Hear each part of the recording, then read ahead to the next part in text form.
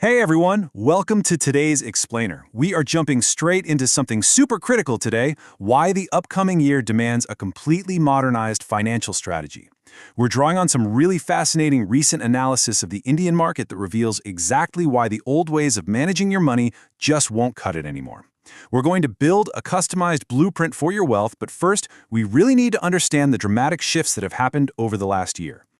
Here's our roadmap for today. We're looking at the 2026 reality check, the new rules for 2027, why you need to protect before you invest, a custom 2027 salary playbook, and finally, 3 major mistakes you've got to avoid. All right, part 1, the 2026 reality check. Okay, let's look at this absolutely wild number to understand where we're headed. 31,700 crores. That is how much Indian investors pumped into mutual fund SIPs in just one single month in June 2026. This massive number tells us one thing for sure. People are investing like a guaranteed bull run is never going to end. They are pouring money into the markets with incredible optimism. But here's the massive reality check. Look at this. We are investing like titans, sure, but our life insurance penetration? It's sitting at a tiny 2.7% of our GDP. Compare that to the world average of 7.3%.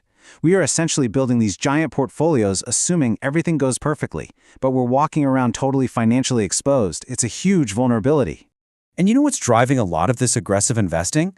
The traditional safe havens just aren't cutting it anymore. When you look at fixed returns, like fixed deposits at around 6.5% or PPF at 7.1%, they look decent on paper, right? But they simply cannot keep up with your true lifestyle inflation. We aren't just buying basic groceries anymore. We're spending on better schools, dining out, traveling. That real-world inflation sits comfortably at 8 to 10%. So your money might be technically safe in a bank, but its actual buying power is shrinking. The old safe math is totally broken. Which brings us to part 2, the new rules for 2027. Since the old math is broken, we've got to adapt. You can't just throw money at whatever is trending anymore. Look across the board. Nifty 50 is sitting at a mid-range price-to-earnings ratio of about 20.8. Not cheap, not crazy expensive. But mid and small caps, super expensive right now. We're talking a 32 to 33 PE. Gold had that wild 70 to 80% surge in 2025, right? But then it tanked 25% the next year. It's incredibly volatile. And real estate? You need a mountain of capital up front just to get a tiny 2 to 3% residential rental yield. The days of easy, obvious wins across the board are gone. Plus, there's been a massive structural shift with taxes. With recent slab changes, earnings up to 17.5 lakhs are virtually tax-free when you include standard deductions. Why does that matter for your investments? Well, historically, millions of folks only bought insurance to save on taxes at the end of the year, right? Now that the tax incentive is basically gone for so many people, they've just stopped buying insurance altogether. We can't rely on that end-of-year tax panic to force us into doing the right thing anymore. So that leads perfectly into part 3. Protect before you invest. This right here is the absolute foundation of our strategy for the new year. Invest karne se pehle protect karna zaruri hai. You've got to protect before you invest. You need a shield before you go into battle.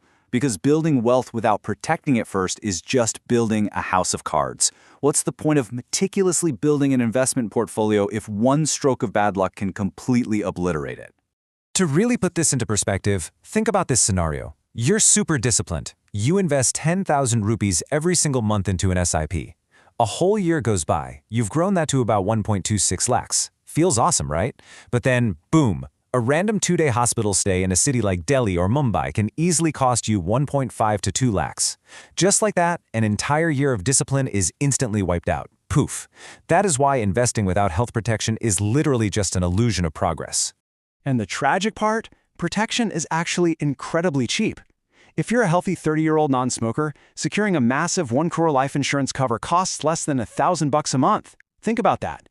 People are blindly throwing thousands into volatile stocks, crossing their fingers for 1 crore in 30 years. But for just a few hundred rupees today, you can instantly guarantee a 1 crore safety net for your family right now. It's a total no-brainer for your peace of mind. All right, let's get practical. Part 4, the 2027 salary playbook. Let's break this down by your actual income, starting with the 25,000 rupees a month bracket. If you're here, step 1 is building a basic 3-month liquid emergency fund. Just park it in a liquid mutual fund. It beats bank interest and you can get your cash out in 24 hours. Step 2, lock in your base covers. a 5 to 10 lakh health policy, and a 25 to 50 lakh life cover.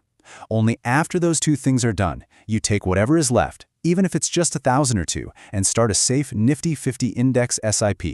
And actually, speaking of small SIPs, look at the sheer magic of the step up. Say you can only afford that 2,000 rupees SIP. Over 30 years at a 12% return, a flat 2 grand a month grows to a respectable 66 lakhs. But if you just commit to increasing that contribution by a tiny 5% every year, which you literally won't even feel, your final corpus jumps to 93.5 lakhs. You are adding almost 27 lakh rupees to your final wealth just by making a tiny tweak every year. Okay, moving up to the 50,000 a month bracket. You've got more responsibility now, so scale that emergency fund up to 6 months. Your protection needs a bump too. Aim for a 50 lakh to 1 crore life cover and a solid 10 lakh health cover. Quick aside here, even if your job gives you insurance, you absolutely need your own personal policy. That corporate cover vanishes the second you change jobs. For your investments, try deploying 6 to 8,000 into a mix of Nifty 50 and a FlexiCap fund, and maybe add a little gold ETF for stability.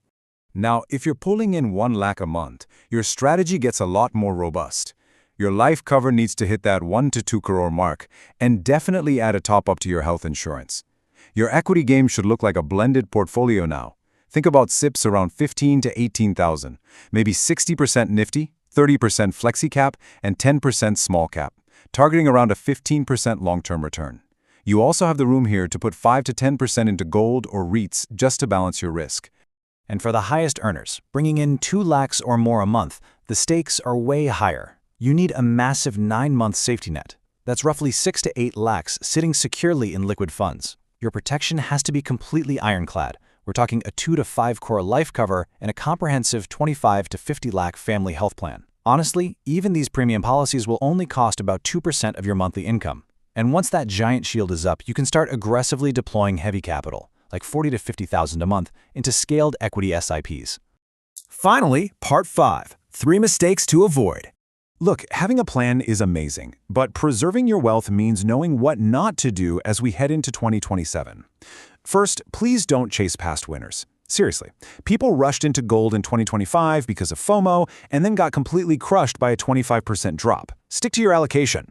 Second, do not stop your SIPs when the market dips. I know it feels counterintuitive, but dips are exactly when the magic of cost averaging happens. You're buying more units on sale. And third, never ever put off buying protection just because you feel young and healthy. That is literally when insurance is the cheapest. Waiting for an illness to strike before buying health insurance is like trying to buy a fire extinguisher while your kitchen is ablaze. So, let's wrap this up.